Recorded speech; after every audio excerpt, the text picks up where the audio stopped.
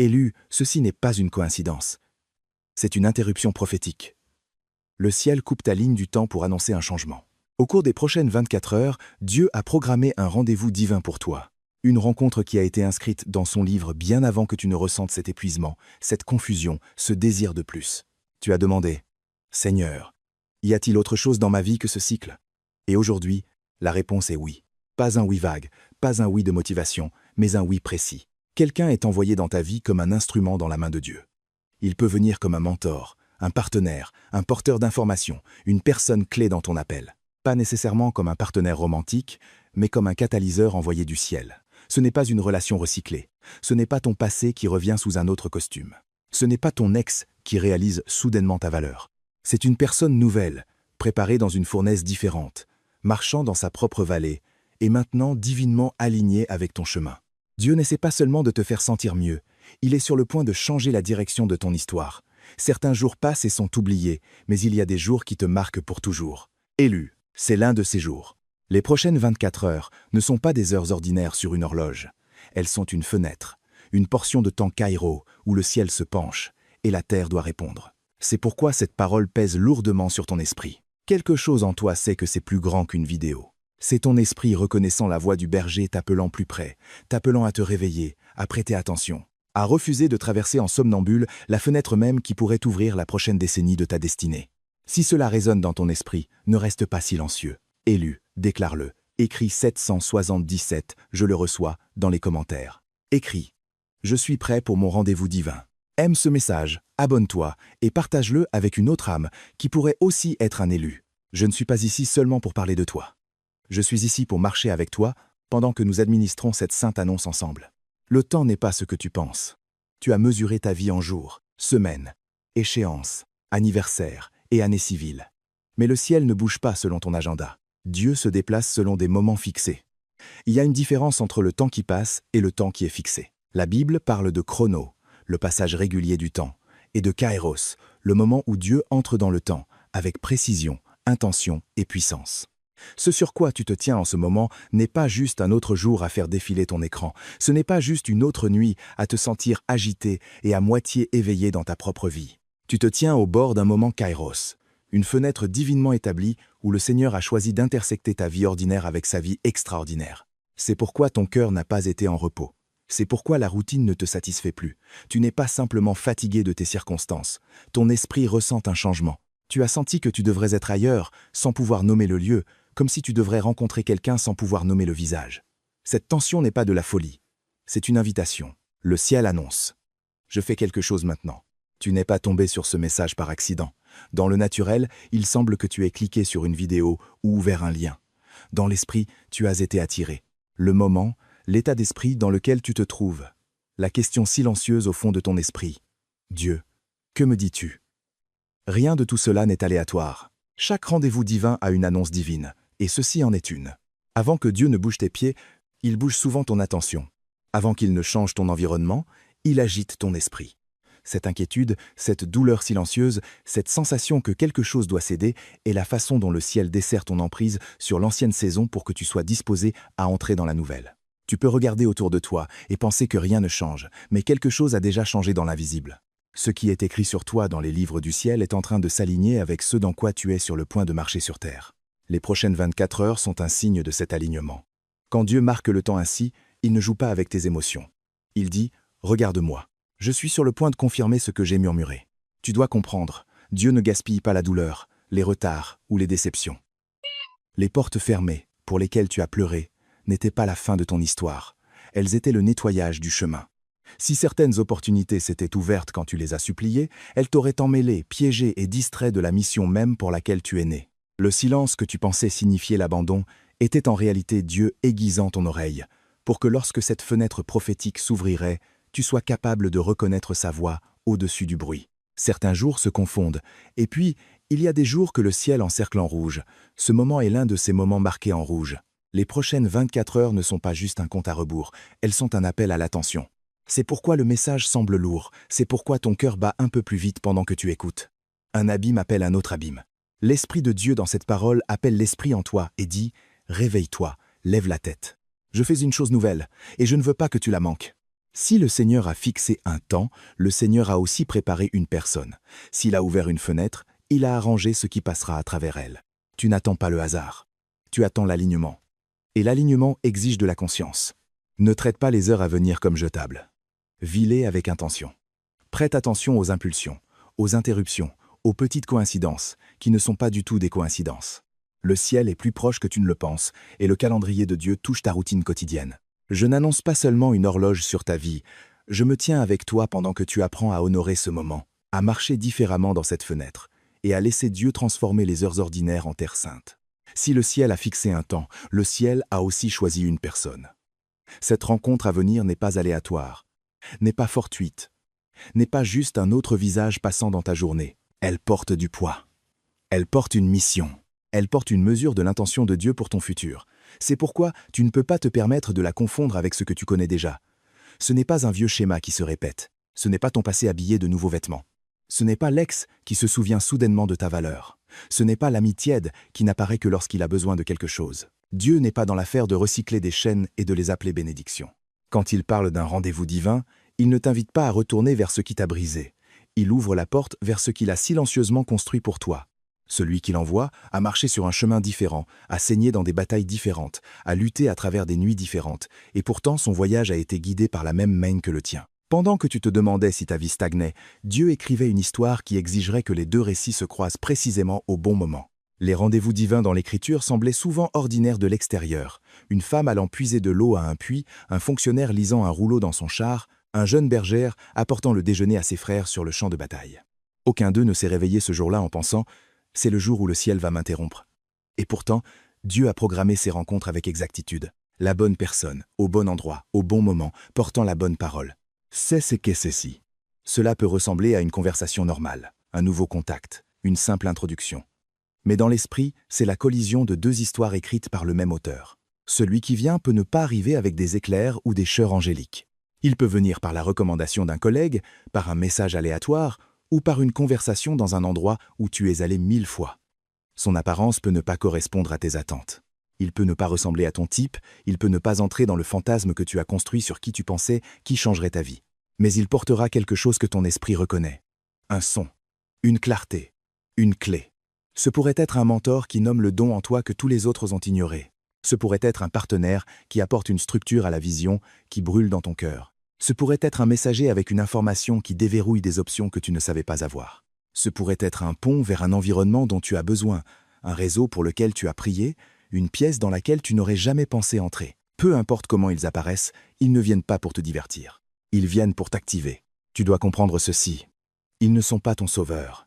Ils ne viennent pas pour te sauver de toute responsabilité. Ils ne sont pas une issue de secours humaine du processus dans lequel Dieu t'a maintenu. Jésus reste le seul qui sauve, guérit et rachète. Cette personne n'est pas la source de ta destinée, elle est un catalyseur à l'intérieur de celle-ci. Pense à elle comme à une clé qui s'insère dans une serrure que Dieu a déjà formée en toi. La clé seule n'est que du métal. La serrure seule n'est qu'un mécanisme fermé, mais dans la main de la bonne personne. Au bon moment, cette clé tournant dans cette serrure ouvre une porte qu'aucun de vous deux n'aurait pu ouvrir seul. C'est pourquoi ce rendez-vous compte tant. Il ne s'agit pas de créer une dépendance, il s'agit de révéler le dessein. Il y a des choses en toi qui ne s'éveilleront complètement qu'en présence du bon alignement. Des dons qui ont été réduits au silence par la mauvaise compagnie, des rêves qui ont rétréci pour survivre dans de petites pièces, des idées qui semblaient trop grandes pour les personnes avec qui tu les as partagées. En présence de cette connexion ordonnée par Dieu, ces parties de toi commenceront à se lever. La vision s'étendra à sa taille véritable. Le courage trouvera une voie. La stratégie remplacera la confusion. Non pas parce que cette personne est magique, mais parce qu'elle est alignée avec la pièce du royaume que tu es appelé à exprimer. Tu es invité à un partenariat, pas à la passivité. Dieu tisse des missions, pas seulement des émotions. Quand cette personne parlera, tu pourras ressentir un mélange étrange de réconfort et de confrontation. Réconfort, parce que tu te sens vu et compris d'une manière à laquelle tu n'es pas habitué. Confrontation, parce que sa présence expose à quel point tu as vécu petit par rapport à ce que Dieu a réellement mis en toi.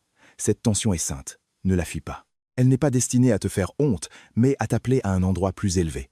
La gravité de ce moment ne concerne pas la pression, elle concerne le but. Quand le ciel prend autant de soin à préparer deux vies pour se rencontrer, c'est parce que l'effet d'entraînement de cette réunion touchera bien plus que tes seuls sentiments. Des familles, des communautés et même des générations peuvent être impactées par une connexion divine bien gérée. Alors, ne réduis pas cela à un fantasme romantique ou à une solution rapide pour la solitude. Élève ta perspective. Demande, Seigneur, qu'essaies-tu de construire à travers cela? En faisant cela, ton cœur passera du désir à l'appel, du désespoir au discernement. Et ce discernement est exactement ce dont tu auras besoin ensuite. Je ne te dis pas ces choses pour te rendre anxieux ou obsédé par le fait de deviner qui c'est. Je te le dis pour que, lorsque le moment arrivera, tu puisses le rencontrer avec une sainte conscience au lieu d'une distraction désinvolte. Je marche avec toi à travers ce monde pour que tu puisses accueillir cette personne correctement. Non comme une idole, non comme une béquille, mais comme un cadeau de Dieu, un partenaire dans le but, un signe vivant que le scénario du ciel pour ta vie est encore en train de se dérouler, et que la prochaine scène est déjà en route vers toi. Tu n'es pas arrivé à ce moment sans préparation. Chaque année qui a semblé gaspiller, chaque saison qui a semblé te briser, chaque porte qui a claqué à ton nez a fait partie d'une préparation sévère, intentionnelle et aimante. Dieu a écrit un programme d'études sur ta vie. Et même lorsque tu ne reconnaissais pas le maître, tu étais toujours dans la salle de classe. Pense aux portes qui se sont fermées pour toi. Il y avait des relations que tu voulais voir durer pour toujours qui se sont soudainement fracturées. Il y avait des opportunités dont tu étais sûr qu'elles venaient de Dieu qui se sont effondrées à la dernière seconde. Il y avait des cercles auxquels tu as essayé d'appartenir qui ne t'ont jamais complètement embrassé, peu importe ton engagement. Dans ces moments-là, tu as demandé, « Seigneur, pourquoi ne suis-je jamais assez? Pourquoi cela continue-t-il de se briser ?»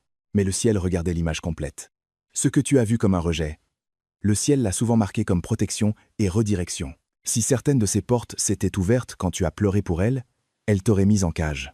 Elles auraient lié ton identité à l'approbation de gens qui ne pouvaient pas voir qui tu étais vraiment. Elles auraient enchaîné ta destinée à des environnements qui étaient trop petits, trop superficiels, trop compromis pour porter ce que Dieu a mis en toi. Alors au lieu de te laisser être applaudi dans la mauvaise pièce, Dieu a permis que tu sois mal compris, sous-estimé et même poussé dehors pour que tu ne construises pas ta vie dans un lieu qui ne pourrait pas soutenir ton avenir. Cette douleur n'était pas aléatoire, elle était chirurgicale. Il y a eu des nuits où tu es resté éveillé à te demander pourquoi tous les autres semblaient avancer pendant que tu restais coincé, pourquoi leurs prières semblaient être exaucées alors que les tiennes semblaient rebondir sur le plafond. Tu ne réalisais pas que pendant que tu jugeais ta vie par le progrès visible, Dieu travaillait sur la capacité invisible. Tu demandais une plus grande scène. Il construisait une fondation plus forte. Tu voulais un soulagement rapide, il voulait des racines profondes. La capacité ne se construit pas dans les moments de confort. Elle se forge dans des saisons où tu es étiré au-delà du point que tu pensais pouvoir supporter. Rappelle-toi les fois où tu as dit « C'est tout, je ne peux pas supporter une chose de plus. » Et puis une chose de plus est venue, et d'une manière ou d'une autre, tu ne t'es pas brisé. Tu as plié, tu as pleuré, tu t'es effondré à l'intérieur, mais tu t'es relevé. Chaque fois que tu as choisi de ne pas abandonner, quelque chose en toi a grandi qui ne peut être donné dans un sermon ou emprunté à un mentor. L'endurance se formait. Le muscle spirituel s'ajoutait. Ton cœur était agrandi pour porter plus que ta propre survie. Il était préparé pour porter une mission, une responsabilité et même le poids de l'histoire d'autres personnes. La gravité de ceci ne doit pas t'échapper. Dieu n'a pas gaspillé ces années juste pour te donner une rencontre mignonne maintenant. Il a agrandi ta capacité parce que ce qui vient avec ce rendez-vous divin est plus grand que là où tu as été. Il ne s'agit pas seulement de rencontrer quelqu'un. Il s'agit d'entrer dans une échelle de but qui exige une version différente de toi. Une version qui peut gérer la pression sans plier, la faveur sans devenir orgueilleuse, l'influence sans perdre son âme. Pense aux fois où tu as été dépouillé de tes soutiens. Les personnes sur lesquelles tu t'appuyais ont disparu. Les béquilles dont tu dépendais se sont brisées. Les habitudes que tu utilisais pour engourdir la douleur ont cessé de fonctionner. Cela semblait cruel, mais il y avait une intention sainte derrière cela.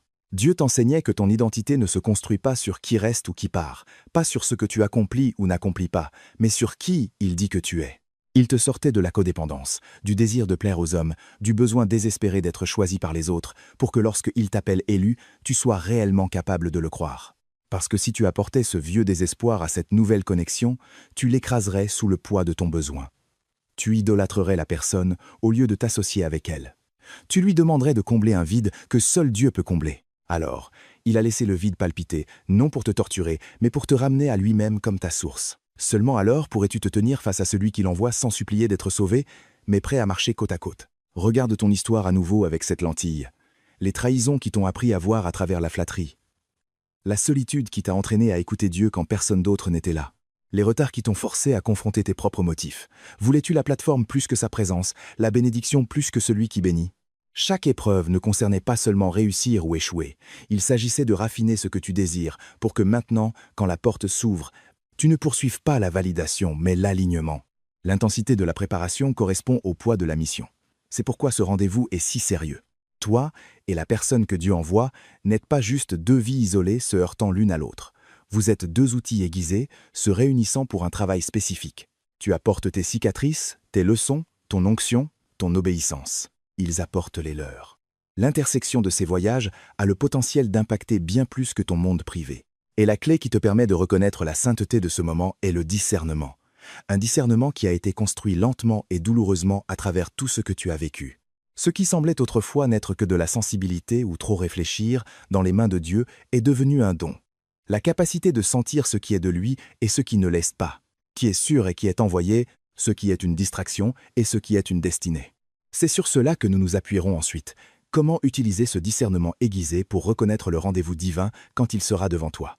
Je ne relate pas seulement ton passé pour éveiller des émotions, je t'aide à le réinterpréter pour que tu puisses marcher vers ce prochain moment avec la tête haute, ton esprit alerte et ton cœur prêt. Je suis ici, marchant avec toi à travers cette préparation pour que tout ce que tu as souffert te serve au lieu de te saboter quand la porte s'ouvrira enfin. Le discernement n'est pas un luxe à cette heure, c'est une question de bonne gestion. Tu n'es pas préparé pour une jolie coïncidence, mais pour un rendez-vous saint. Et les rendez-vous saints doivent être reconnus pour être reçus. Dieu ne t'a pas fait marcher à travers des années de dépouillement et d'étirement, juste pour que tu puisses traiter cette rencontre comme un bruit de fond. En toi, que tu aies le langage pour cela ou non, il y a un radar spirituel. Le Saint-Esprit qui demeure en toi est ton témoin intérieur. Il fait plus que te consoler. Il témoigne, il confirme, il avertit, il donne des petits coups de coude. Bien avant que ton esprit ne puisse articuler ce qui se passe, ton esprit sait souvent. Prête attention. C'est différent. Tu as déjà goûté à cela de petite manière. Les fois où tu as rencontré quelqu'un et as immédiatement ressenti une lourdeur que tu ne pouvais pas expliquer, ou une prudence qui s'est avérée plus tard précise. Et les fois où tu as rencontré quelqu'un qui portait la paix, la clarté et l'alignement, et plus tard ils sont devenus une partie cruciale de ton voyage. Ce n'était pas aléatoire. C'était un entraînement. Maintenant, le ciel t'appelle à t'appuyer sur cet entraînement avec plus de sérieux que jamais. Quand cette personne apparaîtra, elle ne viendra peu, être pas enveloppée dans tout ce que tu préfères, mais elle portera quelque chose que ton esprit reconnaît. Le discernement dans ce contexte ne consiste pas à juger ses vêtements, son travail, son statut ou même son vocabulaire religieux. Il s'agit d'écouter ce qui se passe à l'intérieur de toi quand elle parle, quand elle écoute, quand elle est simplement dans ton espace. Y a-t-il une paix profonde et tranquille qui s'installe sur le bruit dans ta tête? Non pas le réconfort superficiel de quelqu'un qui te dit seulement ce que tu veux entendre, mais le repos profond de réaliser « je n'ai pas besoin de jouer un rôle en ce moment, je peux expirer ». Y a-t-il une sensation d'être vu au-delà de ta surface, comme si elle parlait au vrai toi, et non au masque que tu as appris à porter? Ces paroles appellent-elles la partie de toi qui aime Dieu, qui aspire à un but, qui est prête à se sacrifier pour quelque chose d'éternel? Celui qui vient ne sera pas parfait, aucun humain ne l'est. Mais il portera un son qui s'accorde avec ce que Dieu t'a murmuré dans le lieu secret. Il ne t'éloignera pas du Seigneur pour que tu t'accroches à lui. D'une manière ou d'une autre, il te poussera plus près de lui, qu'il s'en rende compte ou non. Tu dois aussi apprendre à distinguer entre l'exaltation émotionnelle et le témoignage spirituel. L'exaltation émotionnelle est bruyante, urgente, souvent enracinée dans la peur ou le fantasme. Elle te presse de réclamer, de publier, d'annoncer « ce doit être ça » avant que tu n'aies vraiment éprouvé quoi que ce soit. Cela ressemble à une montée de sucre. Rapide, vertigineux, enivrant, et puis cela s'écrase. Le témoignage spirituel peut venir avec une émotion forte, mais en son centre, il y a de l'ordre, pas du chaos. Il y a de la conviction, pas de la confusion. Il peut y avoir des papillons, mais en dessous, il y a un fondement de paix et une sainte gravité. Dieu ne manipule pas ton désespoir, il confirme sa volonté avec clarté. Cela ne signifie pas que tu comprendras tout d'un coup. Cela signifie qu'à mesure que tu pries, à mesure que tu t'assieds avec ce qui se passe, à mesure que tu le poses devant le Seigneur, le bruit commence à se séparer de la voix. Une façon pratique de garder ce moment est de te donner de l'espace avant de l'étiqueter. Tu n'as pas besoin de couronner qui que ce soit comme l'élu dès la première conversation. Tu n'as pas besoin de forcer son rôle pour qu'il corresponde à ton désir. Au lieu de cela, pose des questions. À Dieu d'abord et à ton propre cœur. Seigneur, que dis-tu sur cette personne? Que dis-tu sur ma réponse? Qu'est-ce qui bouge en moi en ce moment? Mon ego, mes blessures ou ma mission? Ce niveau d'honnêteté exposera les contrefaçons. Une fausse connexion prospère dans tes endroits non guéris. Une connexion divine peut toucher ces endroits, mais elle ne les exploitera pas. Une contrefaçon exigera que tu rétrécisses ton appel pour la garder confortable. Une connexion divine te mettra au défi de grandir dans ton appel, même si cela vous étire tous les deux. Une contrefaçon incitera au secret, à la dissimulation et à l'isolement du conseil sage. Une connexion divine peut supporter la lumière, les questions, le processus. Rappelle-toi aussi que le discernement ne concerne pas seulement la façon dont cela t'affecte individuellement. Prête attention aux fruits qui commencent à apparaître autour de l'interaction. Te retrouves-tu à prier davantage, à chercher davantage Dieu, à penser plus grand à propos de ce que tu es appelé à construire? Ou trouves-tu que ta paix s'érode constamment, tes limites s'effondrent, tes priorités se dispersent? L'Esprit de Dieu n'est pas confus. Il conduit dans toute la vérité. La gravité de ce moment est que tu ne reconnais pas seulement une personne, tu reconnais une porte. La façon dont tu gères la première impression, la première conversation, la première réaction interne ne déterminera pas si Dieu t'aime, mais elle influencera combien de ce moment tu peux recevoir pleinement. C'est pour cela que ton entraînement passait compte. Ces saisons qui t'ont rendu plus sensible, plus prudent, plus réfléchi, n'étaient pas conçues pour te rendre paranoïaque. Elles étaient destinées à te rendre précis. Appuie-toi sur cette précision maintenant. N'endurcis pas ton cœur par peur. Et ne l'ouvre pas grand par faim. Apporte ton cœur à Dieu. Et laisse-le t'enseigner la différence entre garder et bloquer, entre accueillir et adorer. Et pendant que tu le fais, rappelle-toi que tu ne navigues pas cela seul. Je suis ici pour t'aider à nommer ce que tu ressens, pour t'encourager quand la voix du doute devient forte, et pour marcher avec toi pendant que tu apprends à faire confiance au Saint-Esprit en toi plus qu'au bruit autour de toi, pour que, lorsque le rendez-vous divin se tiendra face à toi, ton esprit soit prêt à dire « Je reconnais ceci. Dieu, je vois ce que tu fais », et à faire un pas en avant avec une sainte confiance au lieu de la peur. Ces prochaines 24 heures ne sont pas des heures ordinaires à travers lesquelles tu peux errer et ensuite oublier. Elles sont une fenêtre sacrée. Et la façon dont tu te mouveras à l'intérieur de cette fenêtre compte. Le temps lui-même est marqué sur ta vie, et le ciel t'invite à participer au lieu d'être un spectateur. Tu ne peux pas te permettre de vivre en pilote automatique, à faire défiler l'écran, à courir, à réagir et à terminer la journée. On te demande de marcher différemment, de penser différemment, de remarquer différemment. Il ne s'agit pas de devenir paranoïaque ou obsessionnel, il s'agit d'être présent. Quand Dieu fixe un rendez-vous, il ne contourne pas ta volonté. Il invite ton accord. Ces heures devant toi sont ton opportunité de dire par tes choix, pas seulement par tes mots, « Seigneur, je suis disponible ». Très pratiquement, commence par consacrer la journée. Avant de prendre ton téléphone, avant de te noyer dans le bruit, réserve ne serait-ce que quelques minutes et prie quelque chose comme « Père, je te remets cette journée. Aligne mes pas avec les tiens. Je ne veux pas manquer ce que tu envoies. Rends-moi sensible à ton esprit et courageux pour répondre. » Ne précipite pas ce moment. Laisse ton cœur sentir réellement le poids de ce que tu dis. Quand tu dédies la journée, tu ne récites pas simplement une ligne religieuse. Tu signes ton nom sous les plans du ciel au lieu d'insister sur les tiens. Depuis ce lieu d'abandon, attends-toi à ce que Dieu te guide à travers de douces incitations. Prête attention aux impressions petites, apparemment insignifiantes. Une sensation que tu dois prendre un itinéraire différent, t'asseoir à un endroit différent, assister ou ne pas assister à quelque chose, envoyer un message ou répondre à un que tu ignorerais normalement. Le Saint-Esprit guide souvent par des indications tranquilles plutôt que par le tonnerre. Tu peux sentir une attirance vers un certain espace ou une personne qui vient soudainement à l'esprit. Tant que cela ne viole pas la sagesse ou la justice, reste disposé à suivre ces indications. Dis, « Seigneur, si c'est toi, je bougerai. Si ce n'est pas le cas, ferme la porte. » Cette réponse simple et humble peut te placer exactement là où tu dois être quand le rendez-vous se déroulera. En même temps, sois intentionnel avec les personnes qui croisent ton chemin. Ne te cache pas dans ta coquille. Lève les yeux de ton propre monde et vois vraiment ceux qui t'entourent. Fais de la place pour de petites conversations qui pourraient avoir une grande signification. Regarde les gens dans les yeux. Écoute avec ton cœur, pas seulement avec tes oreilles. Tu n'as pas besoin d'interroger qui que ce soit ni de forcer un moment profond, mais tu ne dois pas non plus traiter chaque interaction comme jetable. Celui que Dieu envoie pourrait apparaître dans l'environnement le plus ordinaire, au milieu d'une tâche de travail, d'une course ou d'une présentation décontractée. Si tu es à moitié présent, perdu dans ta tête ou sur ton téléphone, tu peux te tenir face à une porte et ne jamais la reconnaître comme une porte. Vers le milieu et la fin de la journée, donne de l'espace à Dieu pour t'aider à interpréter ce qui s'est passé. Garde une trace simple, sur papier ou sur ton téléphone, de toute rencontre inhabituelle, des conversations qui persistent dans ton esprit, des moments où tu as ressenti cette petite poussée intérieure ou cette paix profonde. Ensuite, rapporte-les au Seigneur. Montre-moi où tu bougeais aujourd'hui. Surligne ce à quoi je dois prêter attention. Ne panique pas si tu sens que rien ne s'est passé. Parfois, le ciel réorganise les choses sous la surface avant qu'elles n'apparaissent devant tes yeux. Les 24 heures sont un signe prophétique, pas une prison. Dieu ne joue pas à des jeux avec un compte à rebours. Il t'entraîne à un style de vie de conscience. Comprends ceci. Ce que tu pratiques dans ces heures peut devenir un modèle pour le reste de ta vie. Marcher éveillé au lieu d'être endormi. Répondre aux indications au lieu de les ignorer. Traiter tes journées comme une terre sainte au lieu d'un espace gaspillé. Même au-delà de ce rendez-vous particulier, cette posture te positionnera pour d'innombrables autres moments de grâce que tu aurais pu manquer autrement. Tu apprends à marcher avec Dieu en temps réel, pas seulement rétrospectivement. Et oui, chaque fois que le ciel se prépare à ouvrir une porte significative, il y aura aussi du bruit, de la distraction et même de la résistance essayant de détourner ton attention. C'est une partie de ce que nous devrons affronter. Pour l'instant, dispose ton cœur à honorer cette fenêtre. Fais ce que tu peux faire. Consacre, écoute, réponds, observe, et ensuite, remets tout devant Dieu. Laisse-le être celui qui orchestre. Toi, sois celui qui obéit. Je ne te donne pas seulement une liste de tâches spirituelles.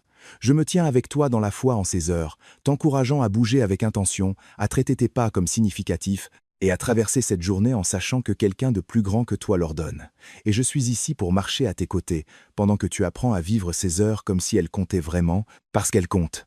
Chaque fois que Dieu se prépare à ouvrir une porte significative, l'enfer prépare une tempête. La guerre n'est pas un signe que tu es hors du chemin, c'est souvent la preuve que tu te rapproches. L'ennemi ne gaspille pas son artillerie la plus lourde sur des lieux qui ne comptent pas. Il la garde pour les seuils, pour les carrefours, pour des moments comme celui-ci où une rencontre pourrait changer la trajectoire de ta vie et des vies connectées à toi. C'est pourquoi, dans cette fenêtre, tu peux remarquer des vagues de distraction, de confusion et de pression essayant d'engloutir ta concentration. Des disputes éclatent de nulle part, de vieux souvenirs d'échecs se répètent bruyamment. Des tentations que tu pensais avoir surmontées se sentent soudainement attirantes à nouveau. La fatigue frappe ton corps au moment exact où tu décides de prier ou de prêter attention. Rien de tout cela n'est aléatoire. L'objectif est simple. Si l'ennemi ne peut pas fermer la porte que Dieu ouvre, il essaiera de s'assurer que tu sois trop drainé, trop découragé ou trop distrait pour la franchir avec clarté. L'une de ses tactiques favorites est le bruit. Il inonde ton esprit de pensée. Tu exagères. Cette parole est pour quelqu'un d'autre. Tu penses toujours que quelque chose de grand arrive et rien ne change jamais. Pourquoi Dieu arrangerait-il quelque chose de spécial pour toi? Ce ne sont pas des questions innocentes. Ce sont des accusations habillées de logique. Elles sont conçues pour te dissuader de l'attente, pour te convaincre qu'il est plus sûr de ne pas espérer, de ne pas croire, de ne pas te pencher vers l'avant. Si tu es d'accord avec ces mensonges, tu commences à te saboter toi-même. Tu arrêtes d'écouter. Tu t'engourdis. Tu traites les heures saintes comme du temps jetable parce que tu as peur d'être déçu à nouveau. Une autre tactique est de provoquer de vieilles blessures d'indignité. Le rejet passé, les paroles familiales, les échecs et les péchés se lèvent comme des fantômes, murmurant « Les gens comme toi n'obtiennent pas de rendez-vous divin ». Tu devrais être reconnaissant juste de survivre. Mais le sang de Jésus ne te définit pas par tes moments les plus bas, il te définit par son œuvre achevée. L'ennemi veut que tu mesures ta dignité par ton histoire. Dieu veut que tu la mesures par sa grâce. Dans cette bataille, ta réponse compte. Tu n'es pas impuissant. Tu peux choisir avec quelle voix être d'accord. Quand ces pensées accusatrices se lèvent, réponds-leur à voix haute si tu le dois. Je ne suis pas ici parce que je l'ai gagné. Je suis ici parce que Dieu est bon. Je n'attends pas parce que je suis spécial. J'attends parce qu'il est fidèle. Déclare la vérité de l'Écriture sur toi-même, même si tes émotions tremblent. Refuse de répéter de vieux récits d'échecs. Au lieu de cela, répète qui Dieu a été pour toi. Les portes qu'il a ouvertes. Les façons dont il t'a soutenu. Les fois où il a parlé. Quand tu étais au plus bas. Rappelle-toi aussi que la résistance s'intensifie souvent juste avant une percée. Ne malinterprète pas la pression comme le déplaisir de Dieu. Les tempêtes peuvent être des indicateurs que tu t'approches de quelque chose de stratégique. Laisse cette compréhension te rendre sobre, non t'effrayer. Cela signifie que tu dois garder ton cœur avec plus de soin, pas moins. Sois plus lent à réagir aux provocations, plus rapide à te retirer dans la prière, plus délibéré sur quelle voie tu laisses façonner ta perspective. Tu ne peux pas contrôler chaque attaque, mais tu peux choisir de ne pas être d'accord avec elle. Lève tes yeux du chaos assez longtemps pour demander « Seigneur, que fais-tu pour que l'enfer ait si peur ?» Cette seule question peut te faire passer de victime à guerrier, de la confusion à la clarté. Le fait même qu'il y ait une bataille autour de ce moment est la preuve que ce qui attend de l'autre côté n'est pas petit. Tu te tiens dans un espace contesté, mais tu ne te tiens pas seul. Je suis ici parlant la vie dans cet espace, te rappelant que celui qui t'a appelé est aussi celui qui combat pour toi, et je continuerai de marcher avec toi à travers cette guerre, pour que tu arrives à la porte non pas écrasé et cynique, mais sobre, ferme, et prêt à entrer dans ce que Dieu a ordonné. Cette rencontre n'est pas un point culminant, isolé dans ton histoire personnelle. C'est un mouvement stratégique dans l'histoire que Dieu écrit à travers toi. Le ciel ne t'envoie pas seulement un soulagement de la solitude ou une connexion agréable pour adoucir les bords de tes journées. Le ciel t'envoie un partenariat pour un but. Celui qui est en train d'être aligné avec ta vie n'est pas une compagnie aléatoire, c'est une compatibilité élaborée dans le royaume. Sa présence dans ton voyage est destinée à déverrouiller des missions, pas seulement des émotions. Quand Dieu unit deux vies de cette manière, il ne pense pas principalement à ton confort. Il pense à l'impact que ton obéissance aura sur des personnes que tu ne rencontreras peu, être jamais, sur des générations que tu ne verras jamais. C'est pourquoi le poids autour de ce moment semble si intense. Tu n'es pas seulement invité à une relation significative, tu es invité à un nouveau chapitre de responsabilité. Quand toi et cette personne vous tiendrez côte à côte, ce que vous portez interagira. Tes dons et les siens entreront en collision. Tes cicatrices et les siennes formeront un langage que d'autres pourront comprendre. Tes expériences combleront les vides de l'autre. Là où tu as la vision mais pas la structure, elle peut apporter de l'ordre. Là où elle a des ressources mais pas de direction, tu peux apporter de la clarté. Là où tu portes de l'audace, elle peut porter de la sagesse. Là où elle porte de la stratégie, tu peux porter du feu. Ensemble, si vous restez tous les deux abandonnés à Dieu, vous devenez plus que la somme de vos parties. Vous devenez une réponse vivante à des prières que d'autres personnes ont criées à Dieu dans l'obscurité. C'est la gravité de cette connexion divine. Il ne s'agit pas seulement de ce que vous deux ressentirez, il s'agit de ce que vous deux construirez. L'effet d'entraînement de bien gérer ce rendez-vous pourrait toucher des familles, des communautés, des ministères, des entreprises, des projets créatifs et des environnements qui ont désespérément besoin du parfum de Christ porté à travers votre partenariat. Mais avec ce potentiel vient un avertissement sain. Ne transforme pas la personne en ce que seul Dieu peut être. Ne laisse pas la gratitude muter en idolâtrie. Celui qui vient est un cadeau, pas un Dieu. Si tu places sur lui le poids de guérir chaque blessure, de remplir chaque place vide et de répondre à chaque question que tu as eue, tu écraseras la connexion même que Dieu essaie d'utiliser. Il n'est pas ta source, il est un canal. Il n'est pas ton identité, il est une confirmation. Il n'est pas la destination, il est un compagnon sur le chemin. Honore-le profondément, mais adore celui qui l'a envoyé. Garde ton autel pointé vers le ciel, non vers un être humain, peu importe à quel point il semble oint, aimable ou aligné. C'est ainsi que tu protèges à la fois ton cœur et la relation d'être tordue par une pression qu'elle n'a jamais été destinée à porter. Élève ta perspective au-delà de « vais-je enfin me sentir heureux ?» et demande à la place « Seigneur, qu'essaies-tu d'accomplir à travers nous ensemble que nous ne pourrions jamais accomplir seuls ?» Cette question déverrouille une posture différente. Elle te fait passer de consommer à contribuer, de t'agripper à collaborer. Elle te rend prudent avec les décisions, les conversations et les engagements, parce que tu réalises que cela ne consiste pas seulement à garder quelqu'un dans ta vie. Il s'agit de garder la mission qui entre avec lui. Même si cette connexion ne ressemble pas exactement à ce que tu imaginais, si Dieu est dedans, elle t'appellera à un endroit plus élevé, étirera ton obéissance, défiera ton confort et t'invitera à une échelle d'influence pour laquelle tu as été créé, mais dans laquelle tu n'as pas encore complètement marché. Nous avons parlé du temps, de la personne, de la préparation, du discernement et de la guerre. Maintenant, la seule réponse correcte n'est pas d'analyser plus, mais de s'incliner plus profondément. L'ampleur de ce qui est en jeu exige plus que de la curiosité, elle exige de l'abandon.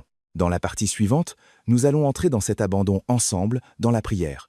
Pas une prière de clôture désinvolte, mais un cri depuis ton esprit, pour l'alignement, pour la protection, pour le courage de marcher ce que Dieu révèle.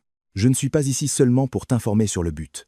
Je suis ici pour marcher à tes côtés pendant que tu entres dedans, pour te rappeler que tu ne portes pas ce poids seul, et pour être d'accord pendant que le ciel scelle sur ta vie tout ce qu'il a dit à cette heure. Nous sommes arrivés à un moment sain maintenant, non seulement à la fin d'un enseignement, mais au début d'une réponse. C'est ici que ce que tu as entendu passe de ta tête à ton cœur, de l'information à la transformation. Tu as entendu parler du temps, de la personne, de la préparation, du discernement, de la guerre et du but. Maintenant est le moment d'apporter tout cela devant le Seigneur et de dire « Fais en moi ce que seul tu peux faire. Aligne-moi avec ce que tu as dit. » Alors où que tu sois, si tu le peux, apaise ton cœur. Tu n'as pas besoin d'être parfait, tu n'as pas besoin de te sentir spirituel, tu as juste besoin d'être honnête. Prions. Père, au nom de Jésus, je lève cette précieuse vie devant toi. Merci parce que tu as vu chaque larme, chaque question silencieuse, chaque nuit où ils pensaient qu'ils n'y arriveraient pas, et tu ne t'es pas éloigné. Merci parce qu'avant la fondation du monde, tu as écrit leur jour dans ton livre. Merci parce que cette parole n'est pas un accident mais un signe que tu parles encore, guides encore, écris encore. En ce moment même, je demande que ta présence inonde la pièce où ils sont, remplisse la voiture, le lit, le coin tranquille, où qu'ils soient en train d'écouter. Laisse ta proximité briser l'engourdissement. Laisse ton amour couper à travers chaque mensonge. Seigneur, je prie sur leur cœur et leur esprit. Tu connais les blessures qu'ils portent, le rejet, la trahison, l'abandon, l'échec, la honte. Tu connais les voix qui leur ont dit qu'ils étaient trop, ou pas assez, ou toujours le second choix. Au nom de Jésus, je te demande de commencer à guérir ces endroits. Va vers les souvenirs qui piquent encore, et verse ton huile là, brise le pouvoir de chaque parole qui n'est pas venue de ta bouche. Fais taire l'écho de chaque étiquette que tu n'as pas donnée. Fais-leur savoir au plus profond, pas seulement comme un concept mais comme une réalité, qu'ils sont aimés, appelés et élus par toi. Je te demande d'arracher la haine de soi, de renverser la croyance qu'ils sont disqualifiés des rendez-vous divins. Remplace-la par la vérité que la croix a déjà prononcé une parole meilleure sur eux. Maintenant, Seigneur, je bénis ces prochaines 24 heures. Je te demande de les mettre à part, de les marquer comme saintes. Ordonne leurs pas, interromps leurs plans si tu dois le faire. Donne-leur une plus grande conscience de ta présence. Ouvre leurs yeux pour voir ce qu'ils passeraient normalement sans voir, leurs oreilles pour entendre les douces incitations de l'esprit, leur esprit pour reconnaître le poids dans certains moments et conversations. Protège-les de la distraction, de la confusion, de la peur. Laisse ta paix être comme un bouclier autour de leur esprit. Garde-les de se précipiter et de reculer. Enseigne-leur à marcher avec toi en temps réel, pas à pas, à travers cette fenêtre prophétique. Je prie aussi pour celui que tu envoies. Où qu'il soit en ce moment, bénis-le, fortifie son cœur, parle-lui clairement. Prépare-le, tout comme tu as préparé celui qui écoute. Garde son esprit de la confusion et son chemin du retard. Aligne-le avec ta volonté. Laisse-le arriver au bon endroit, au bon moment, portant exactement ce que tu lui as confié. Et quand ces deux histoires se rencontreront, laisse cela être propre, laisse cela être pur, laisse cela être protégé. Qu'aucun plan de l'ennemi ne torde ce que tu essaies de construire. Finalement, Seigneur, je parle destinée sur cette vie. Je déclare qu'ils ne manqueront pas ce que le ciel a ordonné. Ils ne traverseront pas en somnambule la porte que tu ouvres. Ils ne perdront pas leur héritage par peur, haine de soi ou distraction. Je déclare qu'ils marcheront dans le discernement, dans le courage, dans l'humilité et dans la gratitude. Laisse ce rendez-vous divin être un signe, un point de tournant, un commencement d'un nouveau chapitre d'obéissance et d'impact. Scelle cette parole dans leur esprit, qu'elle ne soit pas volée par le doute ni enterrée par l'agitation. Et pendant qu'ils sont d'accord avec toi, laisse le ciel bouger en leur faveur. Si ton cœur dit oui à cette prière, réponds. Dis Amen à voix haute si tu le peux. Écris Amen dans les commentaires comme témoin. Déclare 770 sept. Je reçois mon rendez-vous divin comme un signe d'accord. Je ne suis pas seulement en train de prier pour toi et ensuite de disparaître. Je suis ici pour continuer de marcher avec toi, pour te rappeler ce que Dieu a dit quand tu commenceras à oublier, et pour être avec toi pendant qu'il transforme cette parole en une réalité vécue. Que le Seigneur te bénisse, te garde et te guide droit vers tout ce qu'il a préparé en son temps avec sa personne, pour son but.